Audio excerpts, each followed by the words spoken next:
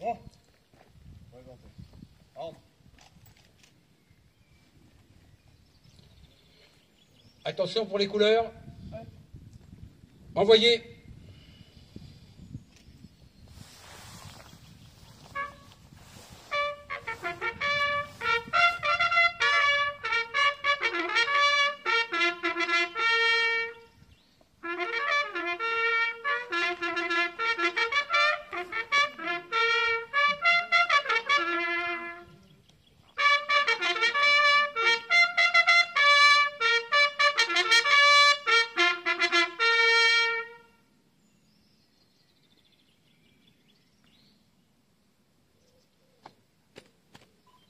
Bon. Reposez. Entre. Hop. Bon. Portez. Entre. Récipiendaire, gagnez votre emplacement.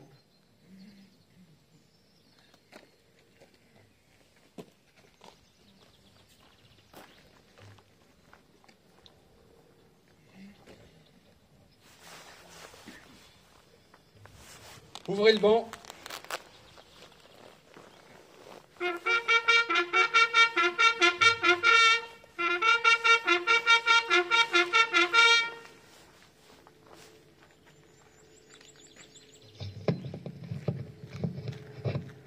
Monsieur Abel Mignot, au nom du ministre des Armées chargé des anciens combattants, nous vous remettons la médaille commémorative de sécurité et de maintien de l'ordre avec agrafe Algérie.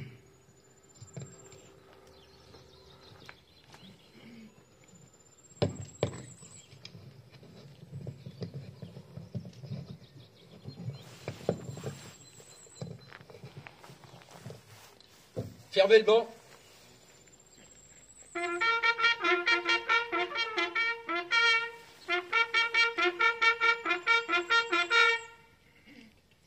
Récipiendaire, regagnez vos rangs.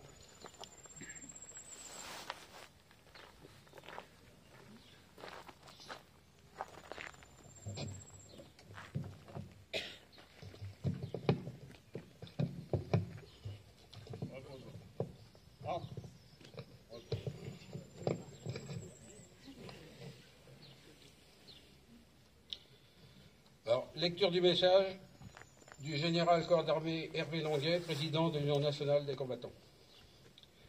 Le 8 mai 1945, il y a 80 ans. Depuis le 25 août 1944, Paris est redevenu la capitale de la France. La presque totalité de notre pays et de l'Empire a été libérée. Restent les poches de l'Orient et de Saint-Nazaire. L'Indochine est encore sous occupation japonaise. Les Alliés, dont les troupes françaises occupent l'Allemagne nazie.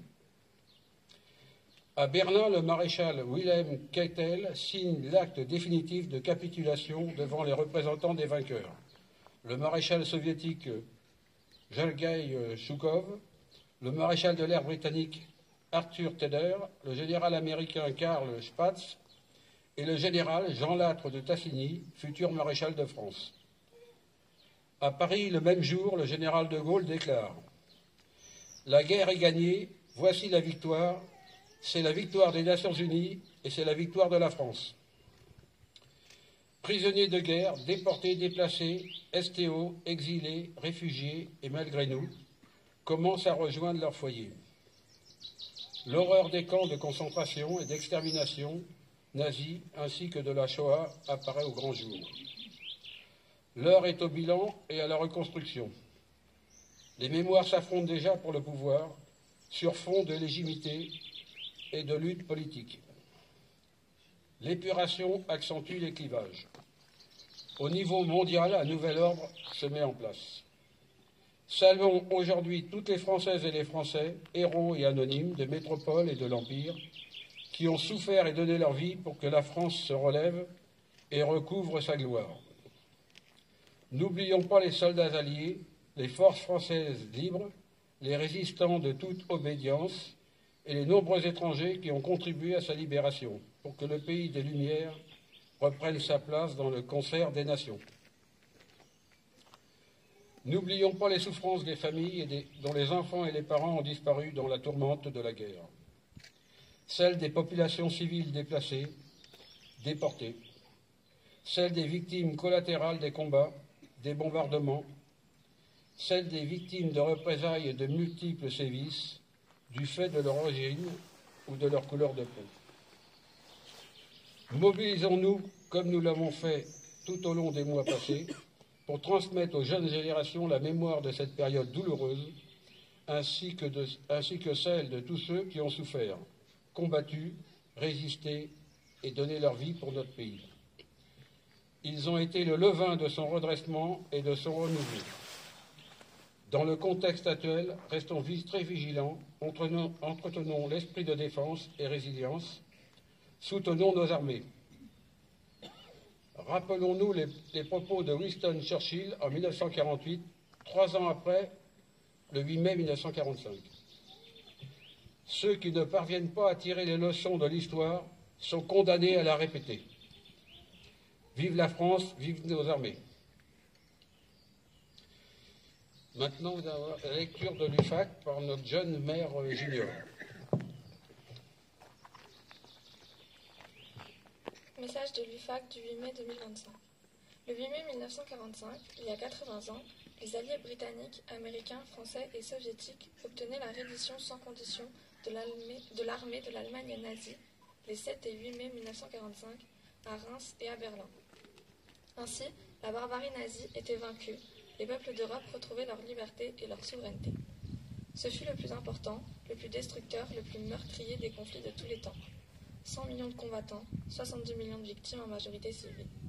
Rendons hommage à ces hommes et à ces femmes qui sont entrés dans la résistance et ont combattu pour la libération de la France occupée par les nazis. Rendons hommage aux combattants de la France libre et de tous ceux des armées alliées. Depuis août 1944, l'espoir renaît avec Paris libéré. De plus, n'oublions pas la solution finale mise en œuvre par les nazis avec les massacres génocidaires organisés industriellement par le recours aux chambres à gaz et aux fours crématoires.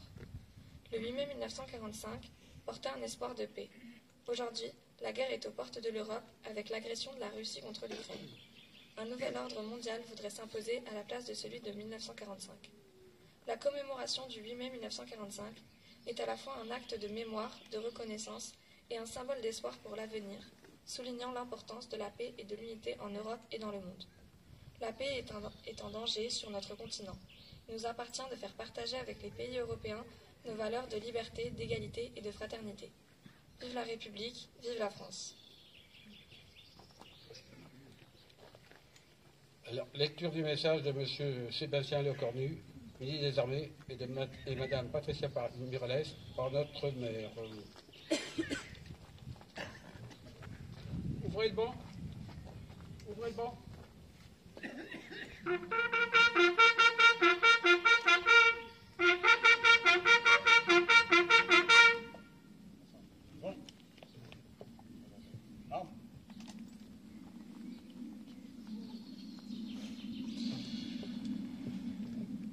Message de M. Sébastien Lecornu, ministre des Armées, de Mme Patricia Miralles, ministre déléguée auprès du ministre des Armées chargé de la mémoire et des anciens combattants à l'occasion du 80e anniversaire de la victoire du 8 mai 1945.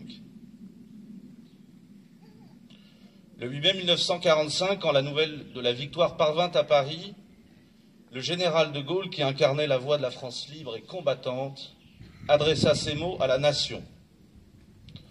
Tandis que les rayons de la gloire font une fois de plus resplendir nos drapeaux, la patrie porte sa pensée et son amour d'abord vers ceux qui sont morts pour elle, ensuite vers ceux qui ont, pour son service, tant combattu et tant souffert.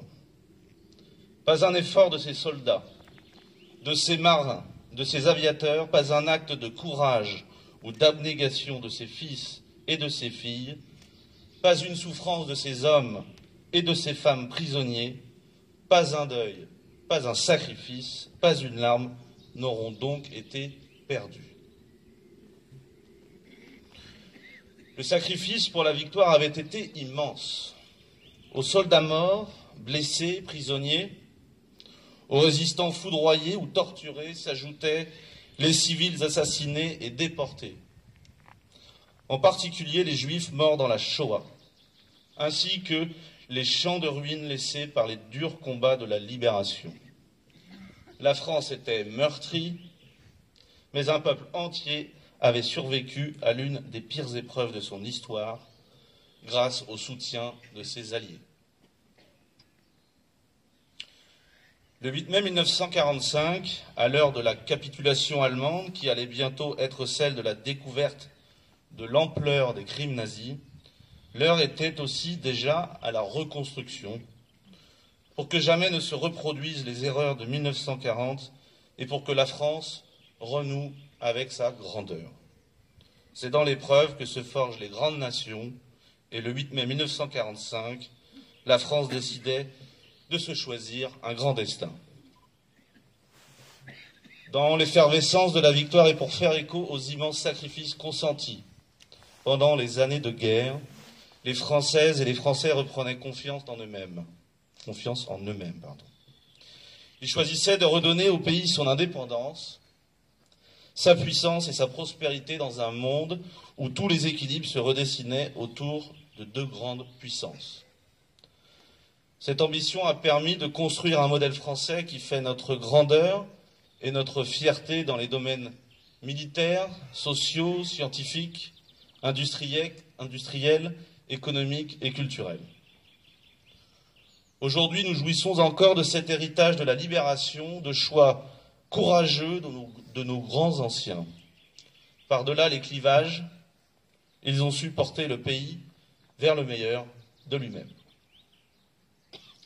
Alors que le cycle des commémorations du 80e anniversaire de la libération se termine, dans un monde où les menaces se multiplient, où des menaces anciennes planent à nouveau sur le pays, alors que les rapports de force internationaux se reconfigurent, souvenons-nous des sacrifices qu'une génération entière de Françaises et de Français a acceptés pour libérer le pays, pour le reconstruire et pour nous donner les moyens de notre souveraineté.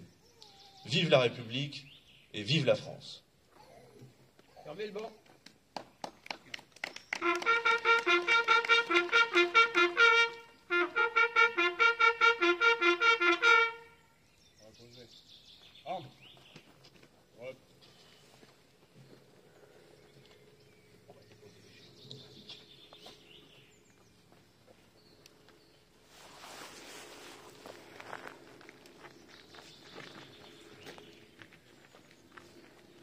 Bon. Présentez. Arme.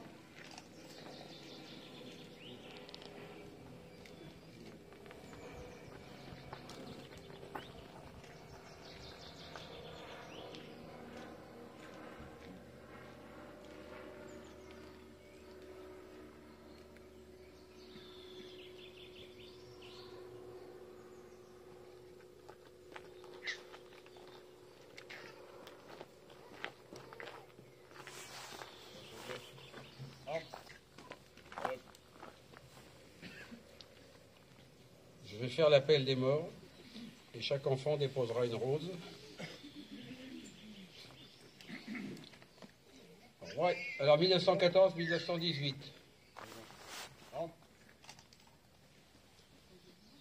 Royer Louis, 29 ans.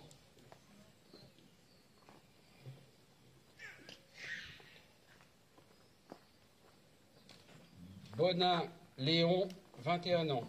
Mort pour la France.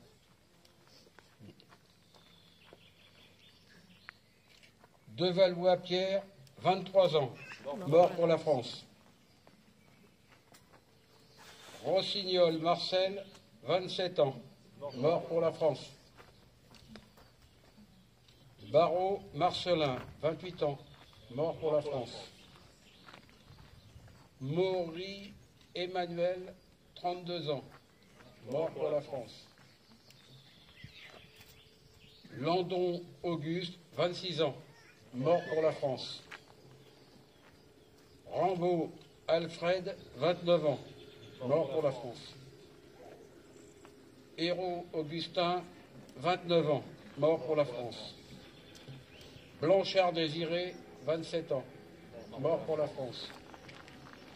Delaveau Charles, 46 ans, mort pour la France.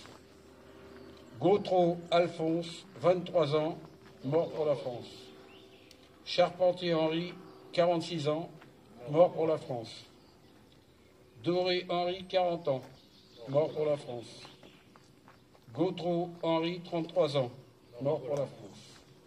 Hérault Joseph, 26 ans, mort pour la France. Chevalier Aimé, 21 ans, mort pour la France. Baudin Florentin, 22 ans, mort pour la France. Garot Alexis, 33 ans, mort pour la France. Léo Henri, 31 ans, mort pour la France. Germain Toussaint, 29 ans, mort pour la France. Chauveau Fernand, 25 ans, mort pour la France. Joran Ernest, 26 ans, mort pour la France. Sauvage Édouard, 25 ans, mort pour la France. Chéniaud Octave, 26 ans, mort pour la France. Bonnet Henri, 41 ans, mort pour la France. Rouillon Marcel, 20 ans, mort pour la France. Rossignol Pierre, 26 ans, mort pour la France. Auté Ferdinand, 35 ans, mort pour la France. Audinet Henri, 34 ans, mort pour la France. Perrochon Narcisse, 42 ans, mort pour la France. Lagrange Louis, 41 ans, mort pour la France. Fauché Ferdinand, 38 ans, mort pour la France. Et De Sazilly Joseph, 51 ans, mort pour la France. 1939-1945. Douda Maurice, 34 ans, mort pour la France. Denon Jean, 36 ans, mort pour la France. Brunotto Émile, 24 ans, mort pour la France. Bonnet Clodomir, 59 ans, mort pour la France. Garot Pierre, 23 ans, mort pour la France. De Sazilly Joseph, 21 ans, mort pour la France. De Sazilly Roger, 24 ans, mort pour la France. Afrique du Nord. Desouillères Jacques, 22 ans, mort pour la France. Gancel Rémy, 22 ans, mort pour la France. Foin Jacques, 24 ans, mort pour la France. Fauché Francis, 22 ans, mort pour la France. Côte d'Ivoire. Notre regretté, donc, Capdeville Philippe, qui était au RICM, 47 ans, mort pour la France.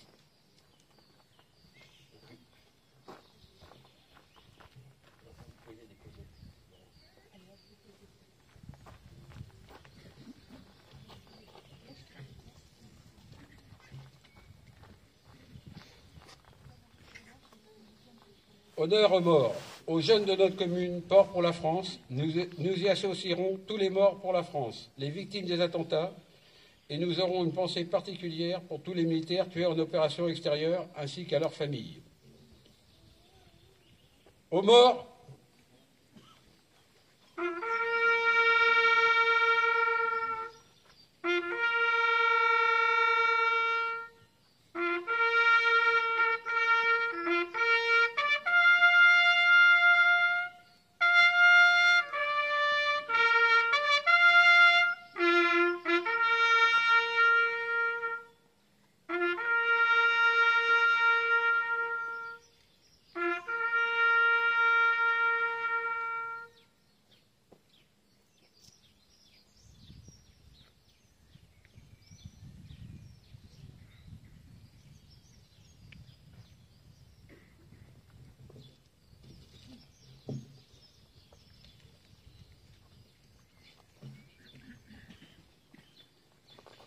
Allons enfants de la patrie, le jour de gloire est arrivé.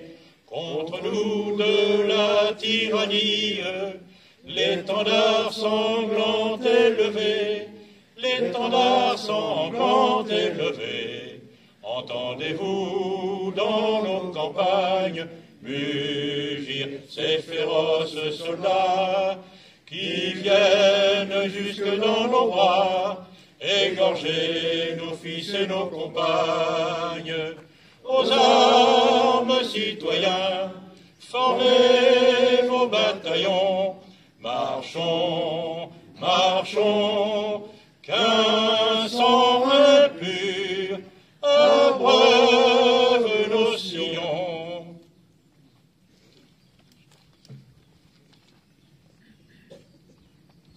Le chant des partisans. Amis, entendu le vol noir des corbeaux sur nos plaines? Amis, entendu les cris sourds du pays qu'on enchaîne? Ô et partisans, ouvriers et paysans, c'est l'alarme. Ce soir l'ennemi connaîtra le prix du sang et des larmes. Montez de la mine, descendez des collines, camarades. Sortez de la paille, les fusils, la mitraille, les grenades.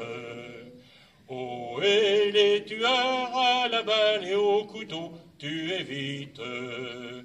Oh, et saboteurs, attention à ton fardeau, dynamite.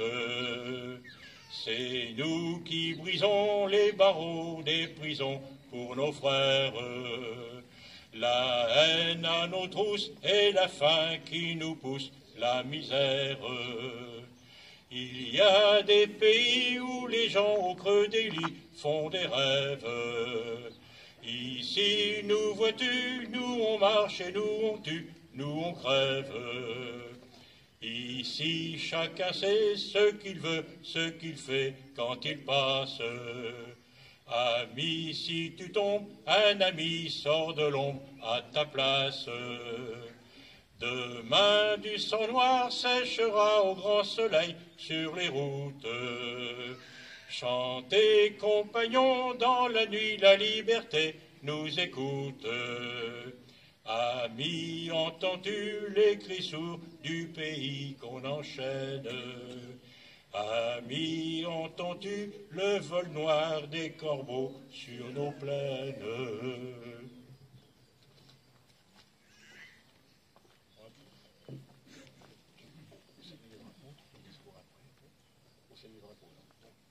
Voilà, donc repos pour tout le monde.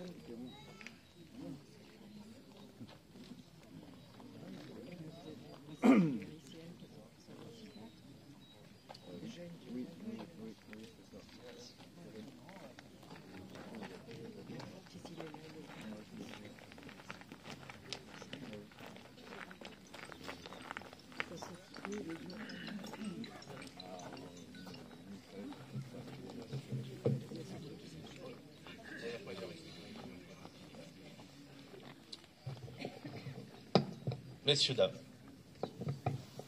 je vous ai à peu près toutes et tous salués, mais je vous le redis sous ce soleil, qui n'était pas forcément attendu, bonjour. Bonjour. Je remercie évidemment tout le monde.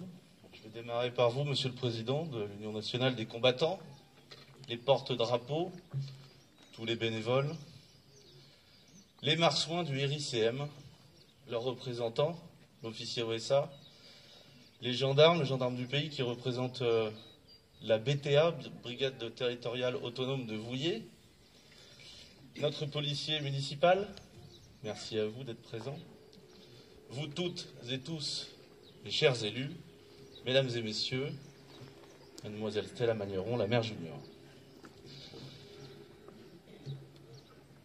Et qui est jolie. Et notre Madelon. Qui est là derrière moi avec son écharpe. Juste quelques mots avant de repasser la parole à André Pouzet et puis d'aller... je suis l'avant-dernier obstacle avant de boire un petit verre. Je suis désolé, je vais essayer de ne pas faire trop long. Et ça va, cette année, il fait bon, il fait pas trop chaud. Parce que normalement, tous les ans, au 8 mai, y compris mon fiston, il y en a un qui tombe un peu dans les vapes. On a eu un pompier, on a eu des personnes dans le public, une jeune femme... Mon fils 2 fois, un porte-drapeau. Bon, c'est pas le but. Moi, ce que je voulais vous dire, c'est que nous avons mis, on arrive à la fin de ce mandat municipal, il reste encore une dizaine de mois. Donc, le 8 mai l'année prochaine, je serai parmi vous. Là-bas. Merci. C'est la classe. Il y en a une autre? Tous les ans. Donc je serai parmi vous, puisque j'ai annoncé que je ne me représentais pas, pour des raisons principalement professionnelles, mais aussi parce qu'un mandat, vous savez, dans une réflexion, un mandat municipal, c'est pas toujours facile. C'est un engagement. Ça fera 6 ans. Et 6 ans, c'est long. Où étiez-vous il y a 6 ans? Dans quel état étiez-vous? Où serez-vous dans 6 ans? Et dans quel état serez-vous? C'est une vie, c'est un morceau de vie que je viens de vivre, que je suis en train de vivre, et je le vivrai jusqu'à la dernière seconde, rassurez-vous. Je serai là le 11 novembre pour commémorer avec vous, honorer la mémoire. Mais ça peut faire aussi un peu partie de la décision, de savoir si entre la vie professionnelle, la vie active et la vie municipale, il faut se laisser aussi un temps de respiration à soi-même, pour pouvoir se recueillir, notamment des jours comme celui-ci. Mais j'en reviens au fil rouge de notre mandat qui était et qui est toujours le devoir de mémoire, de respecter le devoir de mémoire. Alors nous n'avions pas d'objectif quantitatif, nous avions un objectif qualitatif, mais je remarque ce matin que le qualitatif, c'est-à-dire essayer de faire une cérémonie, essayer et réussir,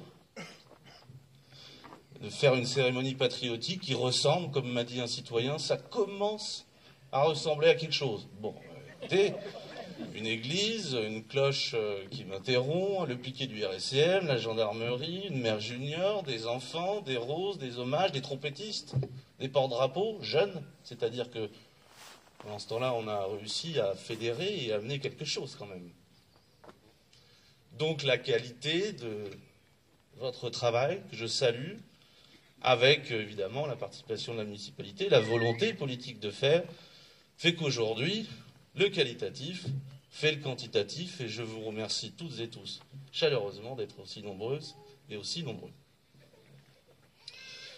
C'est donc une forme de progrès qui nous amène à un succès et qui me donne un peu d'espoir pour la suite des choses.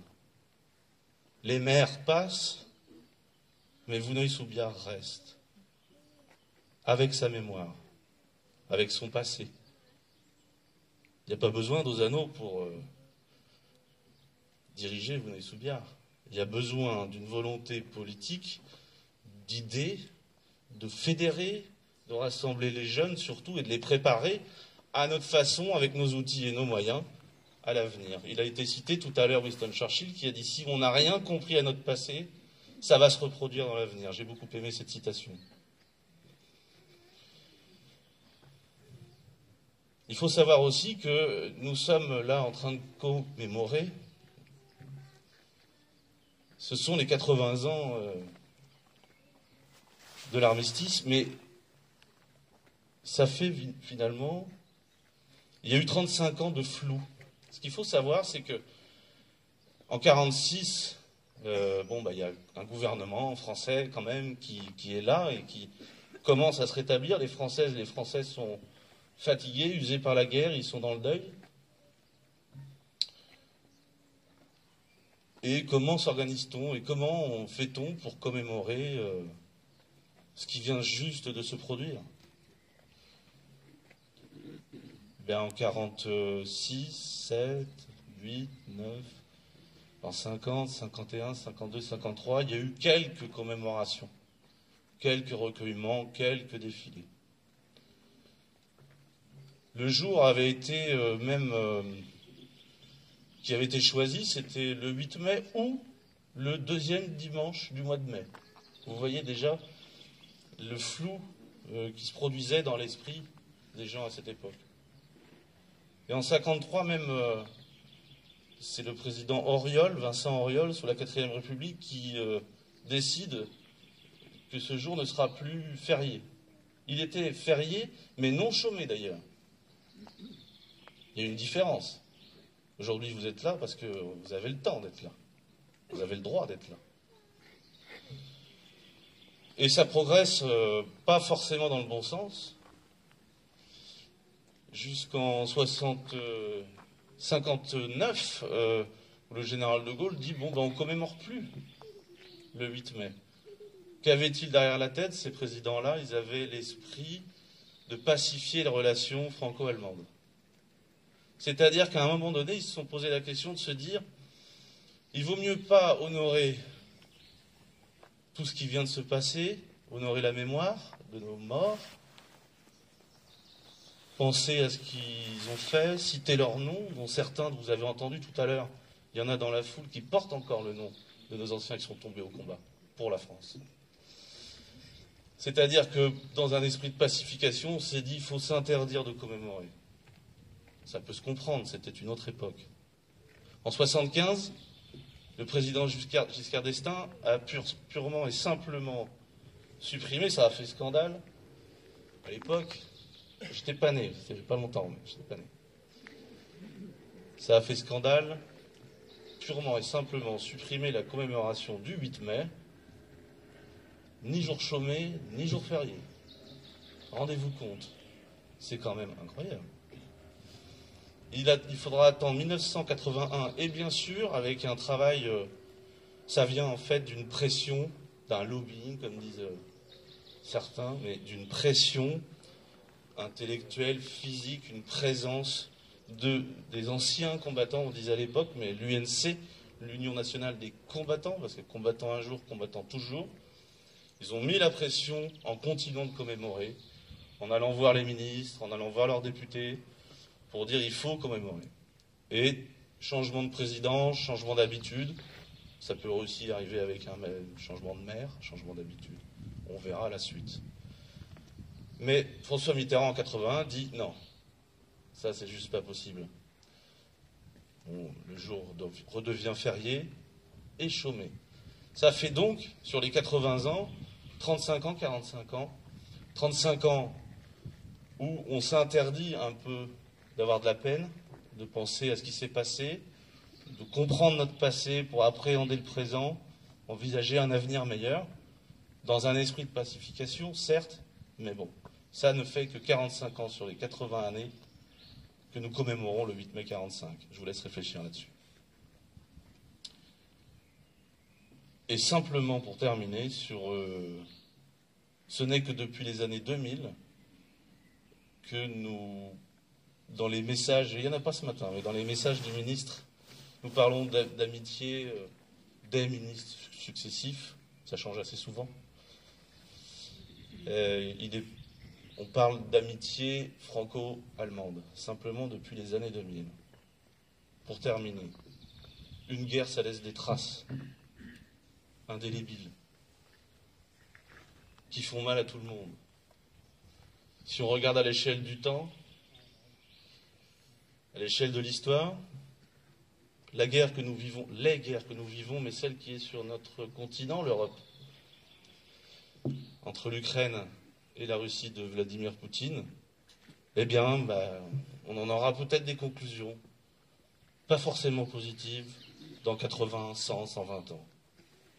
Une guerre, chaque guerre est une guerre de trop, point final. Mais restons là, debout, avec nos jeunes, pour leur transmettre, pour la suite, pour que nous n'oublions jamais.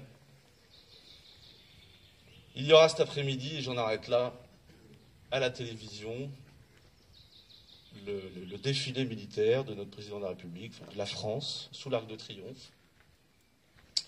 Le chef de corps du RICM, notre régiment local, merci à vous les Marsouins d'être là. Le chef de corps, le commandant du régiment RICM de Poitiers, est présent avec le premier escadron sous l'Arc de Triomphe, aux côtés du président de la République et d'autres militaires, pour cette commémoration. Donc il y a quelque part, je me dis, un petit morceau de Vouneuil-sous-Biard, de notre cœur, qui est avec vous là-bas. Mesdames et messieurs, avant de repasser la parole, Monsieur le Président, à chaque fois que je commémore avec vous, ça fait palpiter un peu. Je vous remercie, je vous souhaite un bon 8 mai.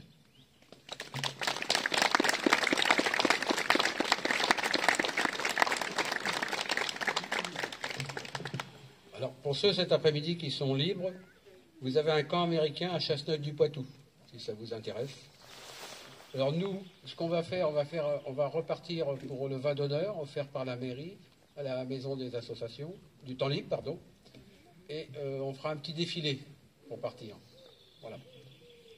Donc je remercie tous. Merci beaucoup, et puis au vin d'honneur. On va essayer de se désaltérer un petit peu.